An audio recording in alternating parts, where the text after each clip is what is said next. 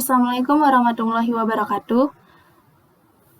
Kami dari kelompok 6 akan mempresentasikan tugas pemeriksaan akuntansi dengan tema biaya perbaikan dan pemeliharaan pada PT Seroja, PT Graphics, dan Villa Kintamani. Sebelumnya kami akan mempresentasikan diri terlebih dahulu. Perkenalkan, nama saya Arin Widastuti dan teman saya Clarissa Paradita, Ahmad Farhan Jailani, Anggi Dwiayani, Retno Ayuwardani, Putri Sepriani Laseh, dan Yuli Kustaryo.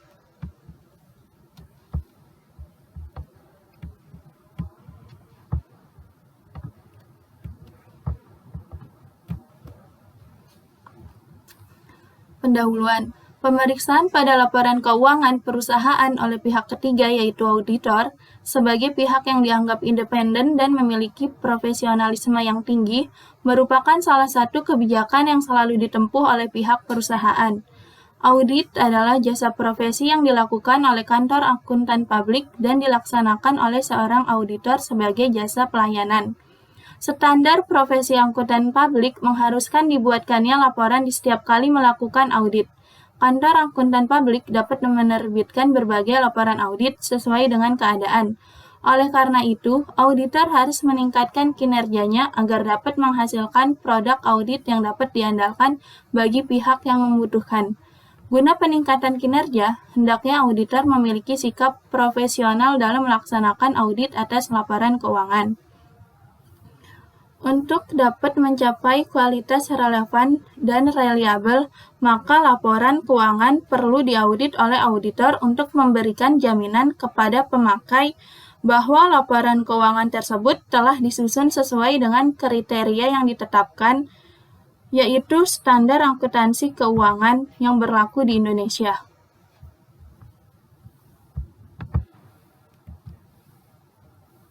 Pengertian biaya. Biaya merupakan salah satu faktor yang menentukan besarnya laba perusahaan di samping komponen lainnya.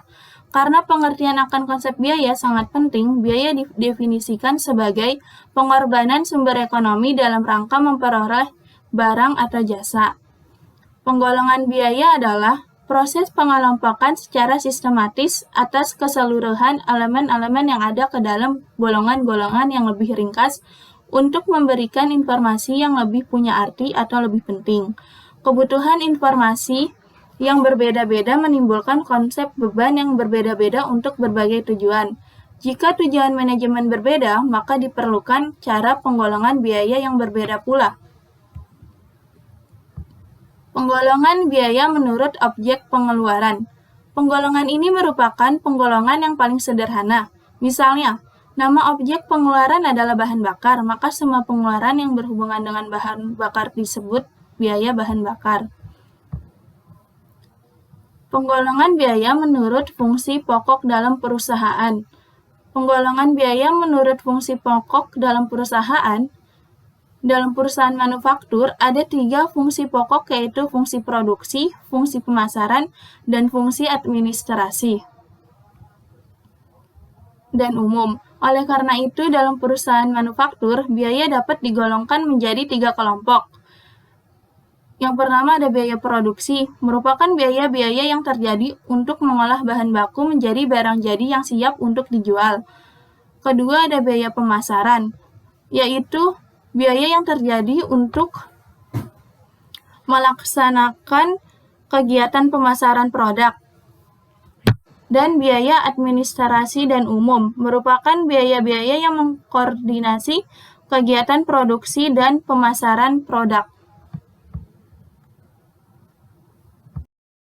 Saya akan melanjutkan presentasi penggolongan biaya menurut hubungan biaya dengan suatu yang dibiayai. 1. Biaya langsung atau direct cost adalah biaya yang terjadi yang penyebab satu-satunya adalah karena adanya sesuatu yang terjadi.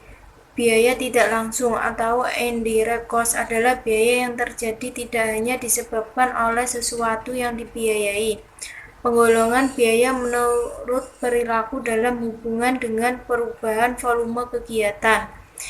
Biaya variabel adalah biaya yang jumlah totalnya berubah sebanding dengan perubahan volume kegiatan.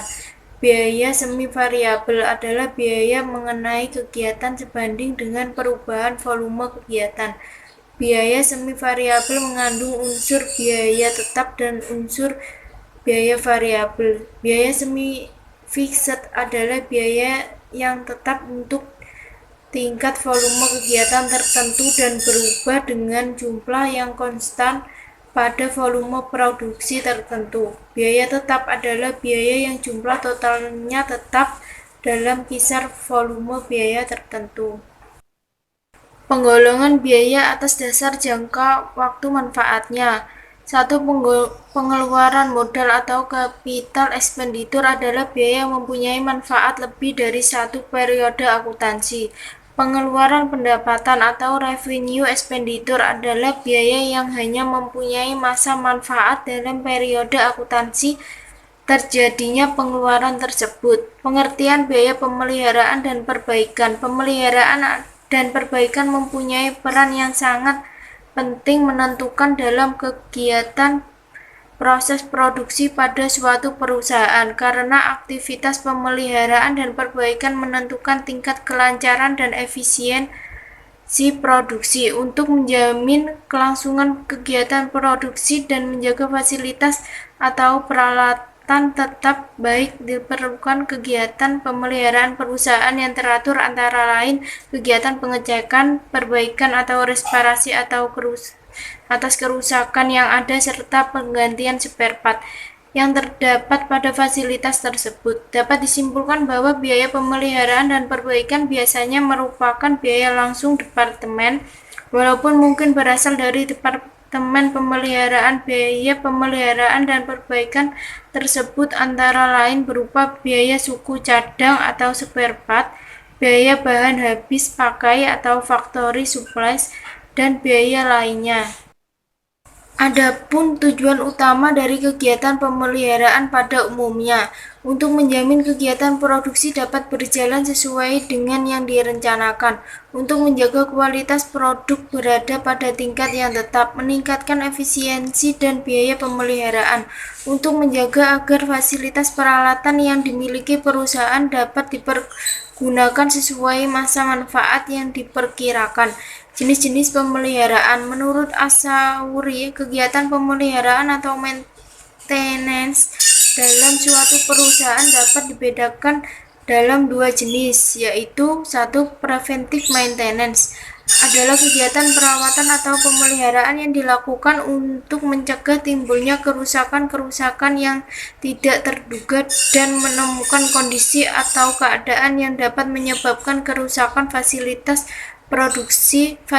atau peralatan produksi yang dipelihara. Secara preventive maintenance diharapkan akan terjamin kelancaran kerjanya dan selalu diusahakan dalam kondisi atau keadaan yang siap untuk digunakan untuk setiap proses produksi pada setiap saat. Dengan cara pemeliharaan seperti ini dimungkinkan disusunnya rencana produksi yang lebih tepat dan schedule pemeliharaan yang cermat.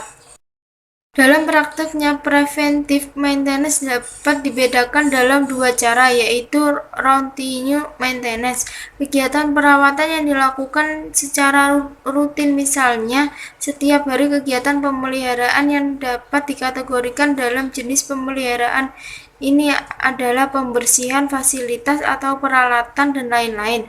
Periodic maintenance, kegiatan pemeliharaan atau perawatan yang dilakukan menurut jangka waktu tertentu, misalnya setiap bulan, setiap 6 bulan, dan sebagainya, maupun menurut perhitungan jam tenaga kerja mesin. Kegiatan pemeliharaan yang dapat dikategorikan dalam periodic maintenance antara lain penggantian spare part tertentu, overhaul, dan lain-lain.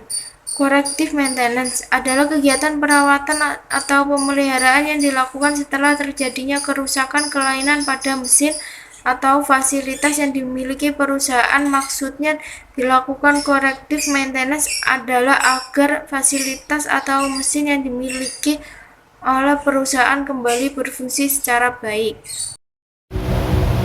Klasifikasi biaya pemeliharaan dan pembaikan untuk memberikan data pengembalian efektif dalam upaya mengembalikan anggaran pemeliharaan. Berikut beberapa cara dalam mengklarifikasikan biaya pemeliharaan. Klasifikasi berdasarkan tujuan yang meliputi routine maintenance costs, meliputi biaya tenaga kerja dan material yang digunakan dalam aktivitas maintenance yang dirancang untuk mencegah penurunan kinerja mesin seperti pembersihan, pelumas, inspeksi, dan penyesuaian. Equipment importing costs, meliputi biaya tenaga kerja dan material yang digunakan dalam inspeksi untuk menemukan keabnormalan dan menentukan apakah suatu peralatan layak beroperasi atau tidak. Repair costs, meliputi biaya tenaga kerja yang digunakan dalam perbaikan untuk mengembalikan peralatan ke kondisi semula. Klasifikasi berdasarkan metode maintenance yang meliputi preventive maintenance costs atau PM, terus breakdown maintenance atau BM. Yang ketiga, maintainability improvement atau MI. Klasifikasi berdasarkan elemen penyusunan yang meliputi maintenance material costs, meliputi material yang digunakan untuk maintenance, suku cadang, material umum, alat-alat pertukangan, dan sebagainya. In-house cost, meliputi biaya jika dari operator yang melaksanakan pemeliharaan otomatis dan jika biaya pemeliharaan dari departemen maintenance. Terus, subcontracting costs, yaitu biaya maintenance yang dibayarkan kepada pihak kontraktor sewa. Metode klarifikasi lain yang meliputi skala of work, misalnya skala besar, proyek maintenance besar, pekerjaan kecil, dan sebagainya. Tipe of work, misalnya bersifat mekanis, kelistrikan, perpipaan, dan sebagainya. Berbagai metode untuk pengestimasi anggaran pemeliharaan yang umum digunakan adalah sebagai berikut. Estimasi berdasarkan aktual expenditure. Karena biaya pemeliharaan tidak meningkat atau menurun secara profesional terhadap rasio operasi, maka biaya ini dapat diestimasikan dengan basis aktual expenditure atau tahun-tahun sebelumnya. Dalam metode ini, perubahan dalam tingkat operasi dan kondisi lain yang dipertimbangkan dan anggaran tersebut diestimasikan dengan penyesuaian sehingga kenaikan atau penurunan tahun-tahun sebelumnya. Repair cost rate method. Dalam metode ini, biaya dari peralatan dikalikan dengan presentasi maintenance yang dikalkulasikan dari pengeluaran dahulu. Unit cost method. Dalam metode ini dipersiapkan grafik yang menghubungkan jumlah produksi, waktu operasi, listrik yang dikonsumsi, atau variabel lainnya dengan aktual biaya reparasi. Grafik ini kemudian digunakan untuk menghitungkan anggaran maintenance. Contoh, dalam formula Y sama dengan AX plus B. Y adalah anggaran, X adalah jumlah produksi, waktu operasi, listrik yang dikonsumsi, atau ukuran lainnya. A adalah biaya maintenance, perbaikan di unit dari ukuran tersebut, dan B adalah biaya tetap. Zero based method. Metode ini adalah metode terpenting atas akumulasi tenaga kerja, material, dan biaya maintenance lainnya. Anggaran maintenance diestimasikan dengan mengulang setiap item dari peralatan pada rencana maintenance tahunan atau kalender maintenance dan mengalkulasikan jumlah material dan tenaga kerja yang dibutuhkan.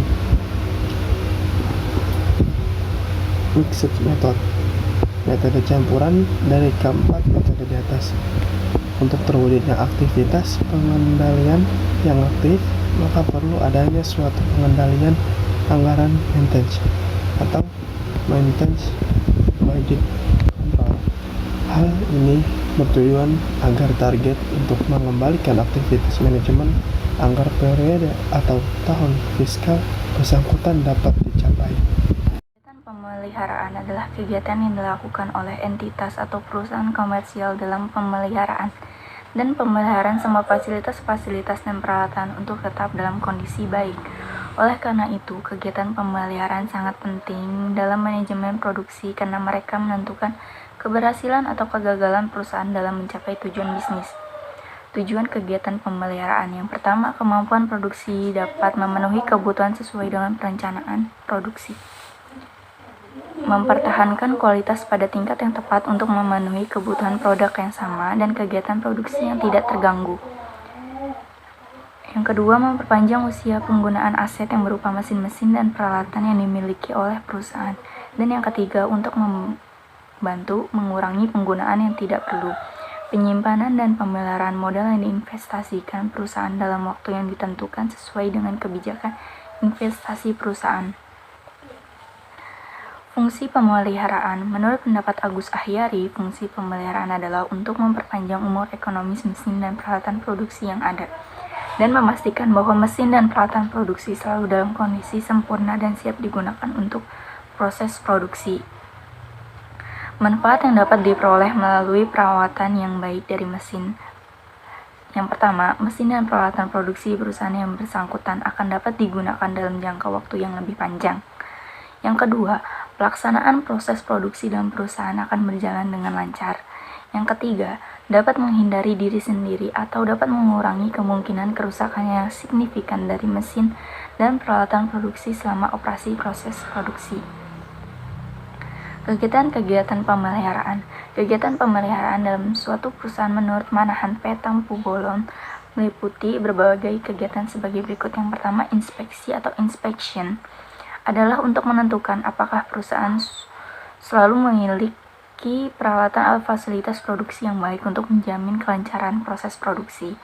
Yang kedua, kegiatan teknik atau engineering meliputi kegiatan percobaan atas peralatan yang baru dibeli dan kegiatan-kegiatan pengembangan peralatan yang perlu diganti, serta melakukan penelitian terhadap kemungkinan pengembangan tersebut.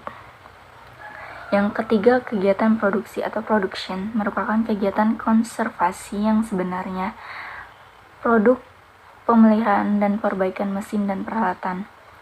Yang keempat, kegiatan administrasi atau clerical work adalah kegiatan yang berkaitan dengan catatan biaya yang terjadi dalam pekerjaan pemeliharaan, biaya yang terkait dengan aktivitas pemeliharaan, komponen yang diperlukan, dan laporan kemajuan untuk apa yang telah dilakukan, waktu pemeriksaan, perbaikan dan lamar perbaikan, dan komponen suku cadang yang tersedia di bagian pemeliharaan tersebut.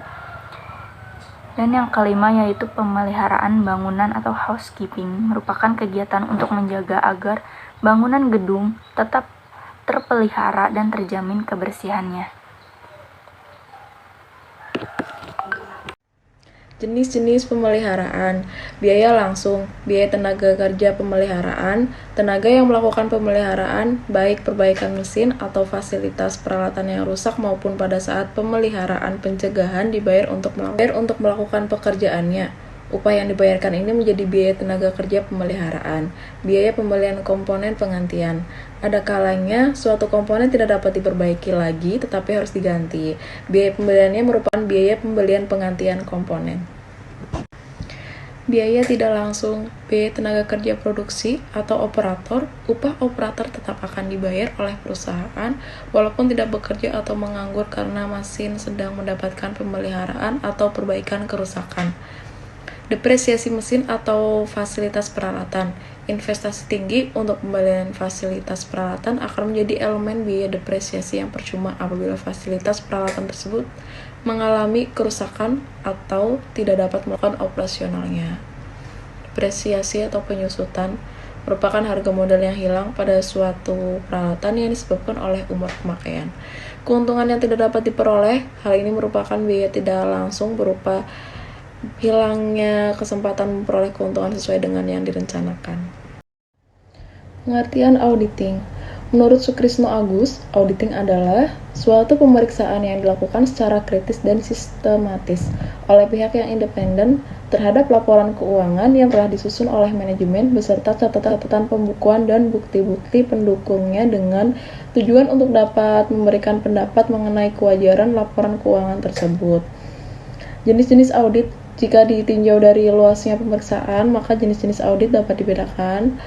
Yang pertama, pemeriksaan umum atau general audit, yaitu suatu pemeriksaan umum atas laporan keuangan yang dilakukan oleh kantor akuntan publik atau KAP yang independen dengan maksud untuk memberikan opini mengenai kewajaran laporan keuangan secara keseluruhan. Pemeriksaan khusus atau special audit, yaitu suatu bentuk pemeriksaan yang hanya terbatas pada permintaan audit yang dilakukan oleh kantor akuntan publik atau KAP dengan memberikan opini terhadap bagian dari laporan keuangan yang diaudit, misalnya pemeriksaan terhadap penerimaan kas perusahaan. Jenis-jenis audit.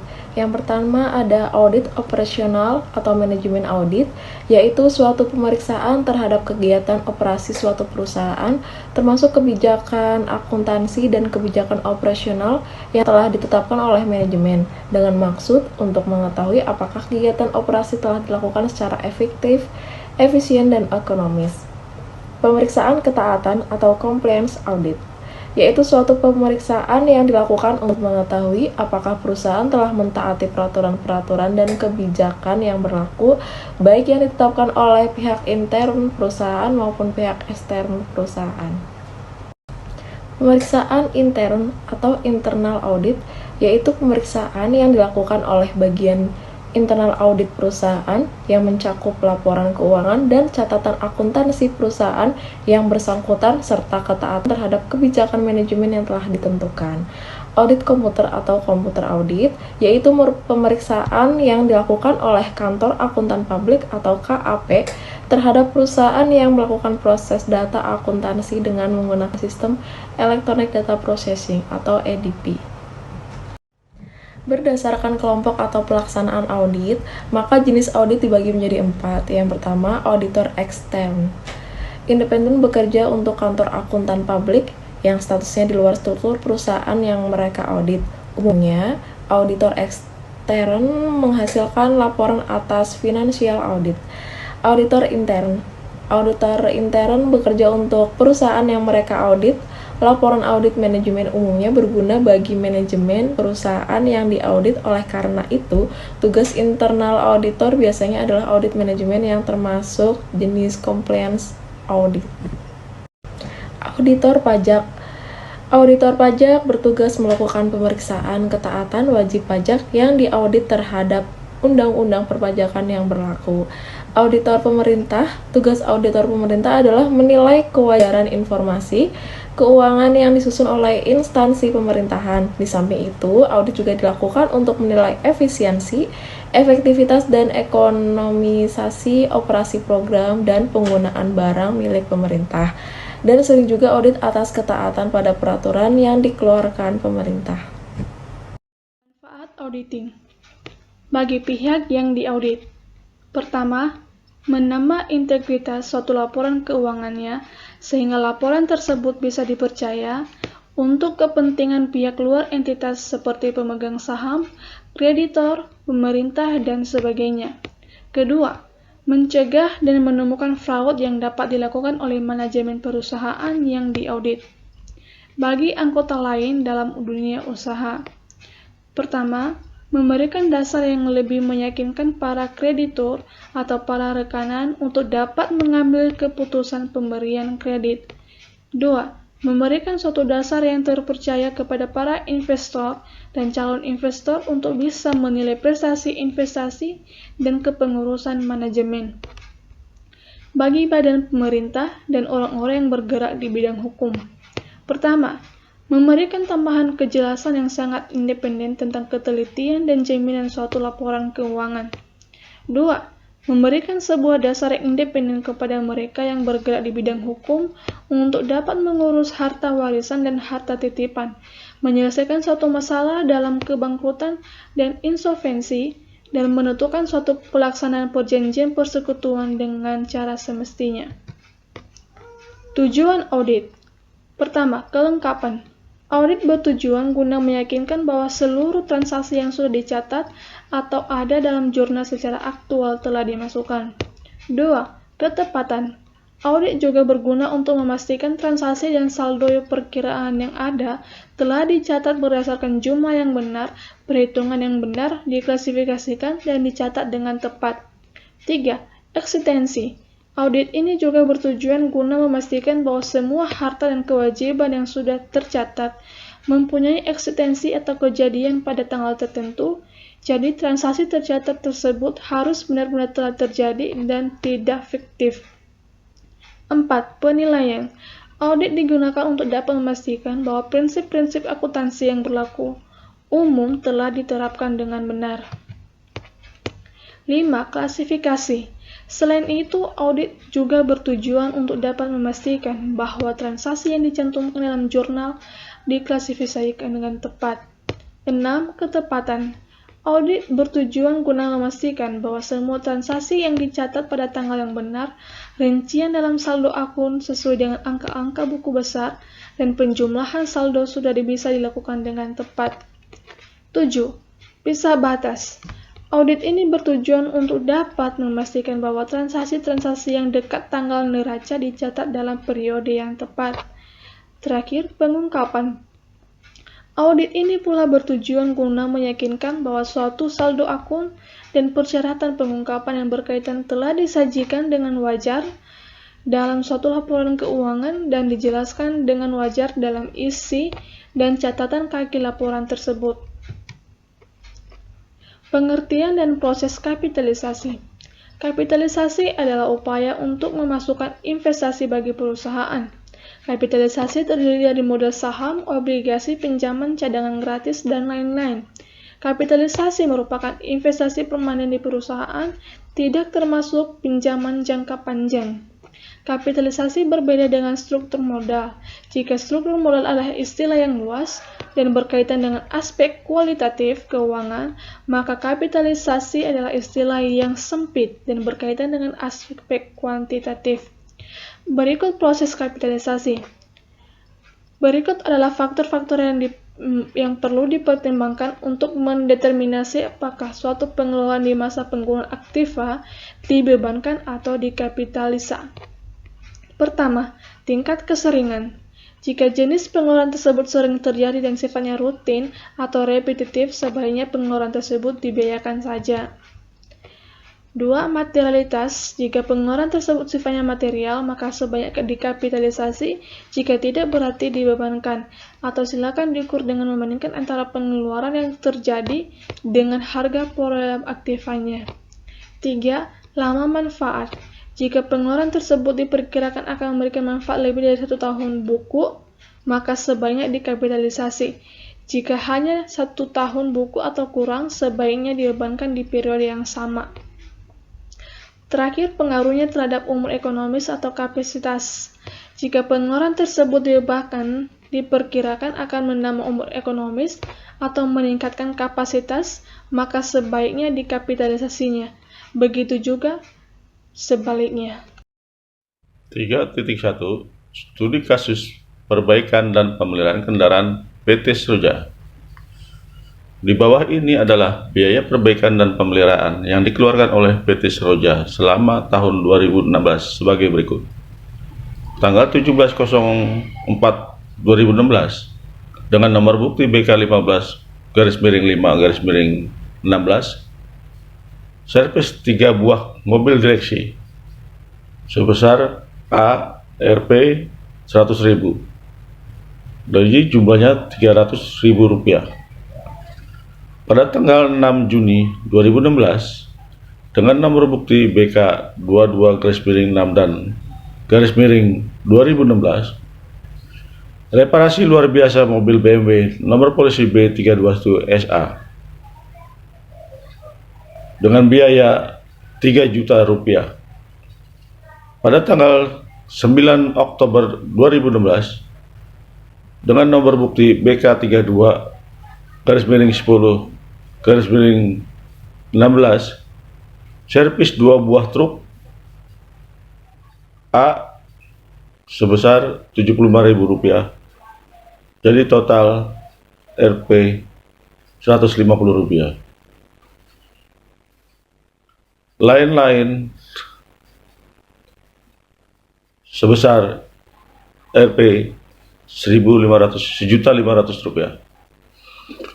Kebijakan perusahaan yang diterapkan terhadap biaya perbaikan dan pemeliharaan adalah pengeluaran di atas 2.500.000 harus dikapitalisasi. Studi kasus perbaikan dan pemeliharaan kendaraan PT Seroja. Working paper repair and maintenance expense. Kita bisa lihat di sini biaya servis dan pemeliharaan tanggal 17 April 2016, nomor bukti BK 15/5 Romawi dan /16, servis kendaraan direksi sebesar 300.000 tanggal 6 Juni 2016 dengan nomor bukti BK 22/6 Romawi /16, reparasi kendaraan direksi sebesar 3 juta. 9 Oktober 2016 dengan nomor bukti BK 32/10/2016, servis truk dengan biaya Rp150.000 dan lain-lain sebesar Rp1.500.000. Total jumlahnya Rp4.950.000. Sedangkan jurnal penyelesaian ini yang kita bisa lakukan dengan tanggal adalah tanggal 17 April 2016 dengan BK bukti BK 15/5/16, biaya pemeliharaan kendaraan didebet 300, kas kredit 300. Untuk yang tanggal 6 Juni 2016 dan dengan bukti BK 22/6 Romawi /16, akun penyusutan kendaraan didebit Rp3 juta, sedangkan kas kredit Rp3 juta. Untuk tanggal 9 Oktober 2016 dengan nomor bukti BK 32/10 Romawi /16, biaya pemeliharaan truk sebesar Rp150.000 ada di debit, sedangkan kas ada di kredit sebesar Rp150.000. Dengan tanggal 25 Desember 2016, biaya lain-lain sebesar Rp1.500.000 ada di debit dan kas kredit Rp1.500.000. Jumlah total Rp4.950.000. Studi kasus perbaikan dan pemeliharaan mesin PT Grafik. Di bawah ini adalah perbaikan dan pemeliharaan yang dikeluarkan oleh PT Grafik tahun 2000 sebagai berikut. Tanggal 5 Februari 2020 dengan nomor bukti BKK 010220 dengan keterangan membersihkan dan memberi oli pada mesin cetak sejumlah Rp400.000. Pada tanggal 5 April 2020 dengan nomor bukti BKK 020420 dengan keterangan perbaikan komponen saluran oli mesin yang bocor akibat korosi sebesar Rp600.000. Working paper repair and maintenance expense. Kita bisa lihat biaya servis dan pemeliharaan. Tanggal 5 Februari 2020 dengan nomor bukti BKK 010220, biaya membersihkan dan memberi oli mesin sebesar Rp400.000 dan tanggal 5 April 2020 dengan nomor bukti BKK 020420, biaya pemeliharaan komponen saluran di mesin sebesar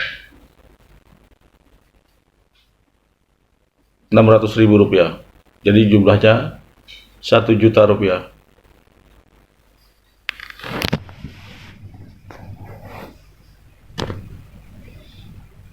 Jurnal penyesuaian PT Grafik.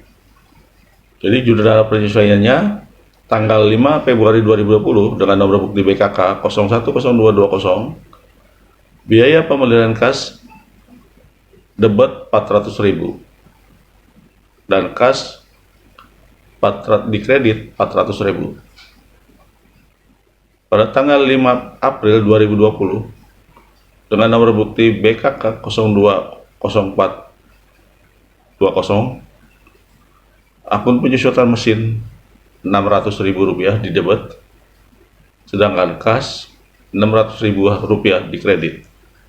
Jadi jumlahnya Rp1.000.000. Studi 3.3 Studi kasus perbaikan dan pemeliharaan Villa Kintamani. Di bawah ini adalah biaya perbaikan dan pemeliharaan yang dikeluarkan oleh Villa Kintamani selama tahun 2007 sebagai berikut. Tanggal 12 Maret 2007, BKK 01/03/07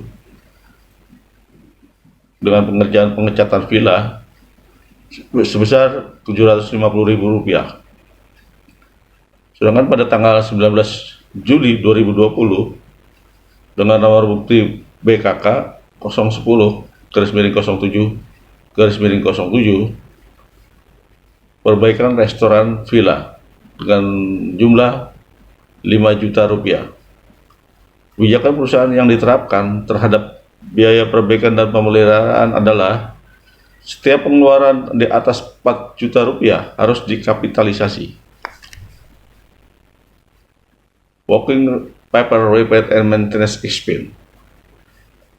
Kita bisa lihat di sini biaya servis dan pemeliharaannya.